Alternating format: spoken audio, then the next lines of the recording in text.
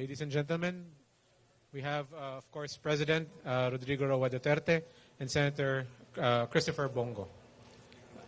May we ask Senator Bongo for a message?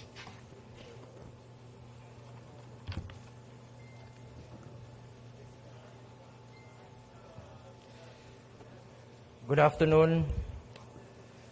Given that President Rodrigo Duterte decided to withdraw his acceptance of nomination, I am here to take on the challenge as the PDP's vice presidential candidate na pagdesisyonan kong tumakbo bilang vice presidente sa darating na halalan upang may pagpatuloy ang mga magagandang programa at tunay na pagbabagong na umpisahan ni Pangulong Duterte at sisikapin nating dagdagan pa ang mga ito. Una sa lahat, walang tigil dapat ang kampanya natin kontra iligal na droga, korupsyon at kriminalidad.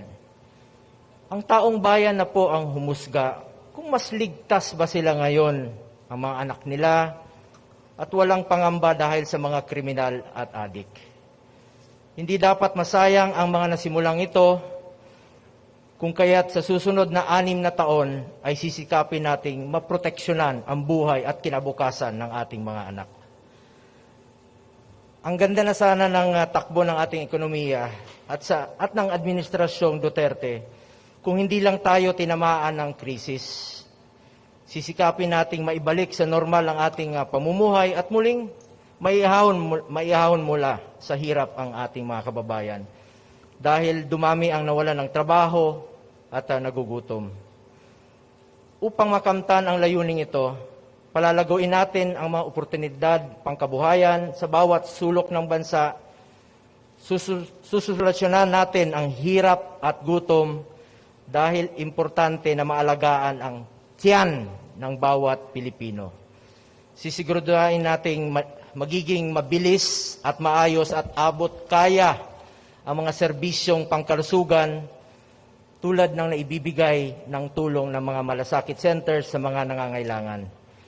Titiyakin rin po nating matatapos ang mga nasimulang build projects upang maiksa-katuparan ang mga nasimulang proyekto upang mas maging maginhawa at komportabling buhay para sa lahat. I intend to pursue and expand these efforts further towards overcoming this pandemic by achieving economic recovery, providing job opportunities, and addressing hunger and poverty. At sa lahat ng ito, sisiguraduhin nating walang maiiwan sa ating muling pagbangon bilang isang mas matatag na bansa. Hindi ko po sasayangin ang bawat oras, minuto at pagkakataon na binigay sa akin ng taong bayan na magserbisyo sa aking kapwa. Kapalit ng inyong tiwala at suporta, ibabalik ko po sa inyo ang serbisyong may malasakit, tunay at nararapat.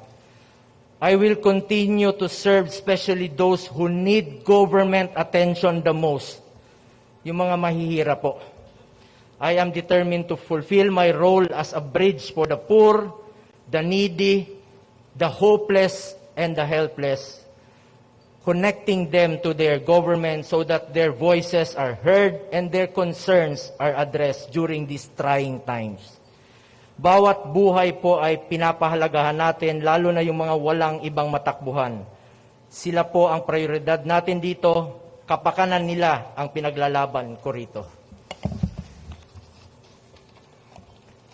Kung ako po ay papalarin at bibigyan po ng pagkakataon ng mga kapwa ko Pilipino at sa patnubay po ng ating Panginoon, I will be a working Vice President na gagawin ang lahat ng aking makakaya para makapagsilbi po sa inyong lahat. Hindi ako magiging spare tire o reserba lamang.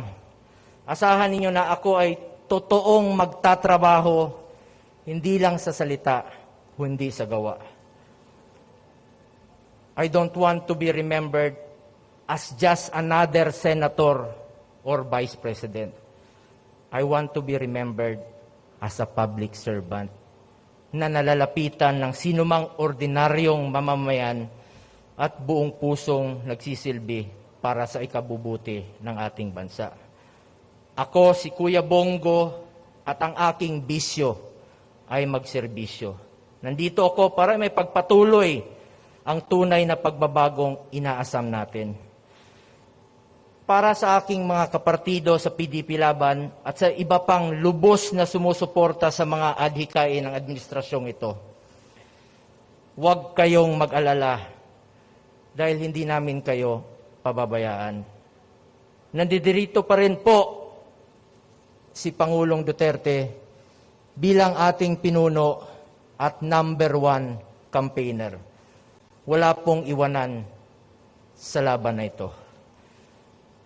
Tulad ng bilin ni Pangulong Duterte sa akin, parati po, at tinatandaan ko ito, unahin mo ang kapakanan ng mga Pilipino at mahalin natin ang ating kapwa. Hinding-hindi ka magkakamali. Maraming salamat po. Thank you very much, Senator Go.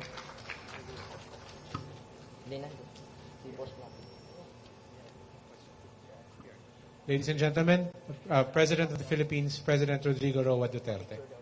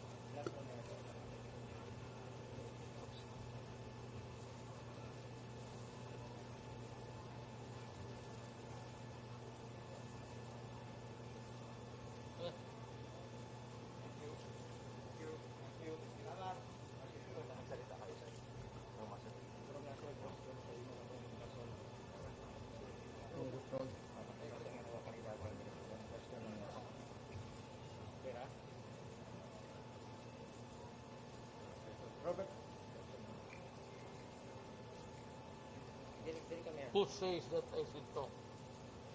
Can he...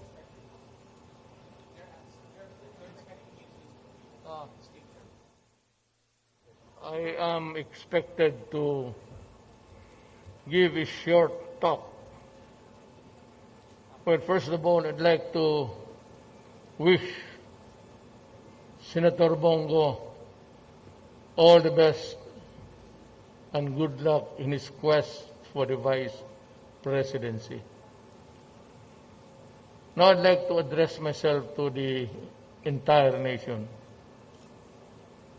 The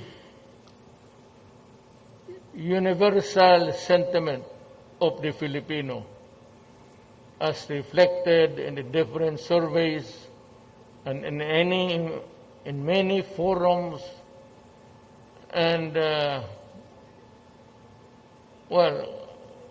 caucuses and meetings to discuss what I should do in my life. The overwhelming, sentiment of the Filipino is that I am not qualified and it would be a violation of the Constitution to circumvent the law, the spirit of the Constitution.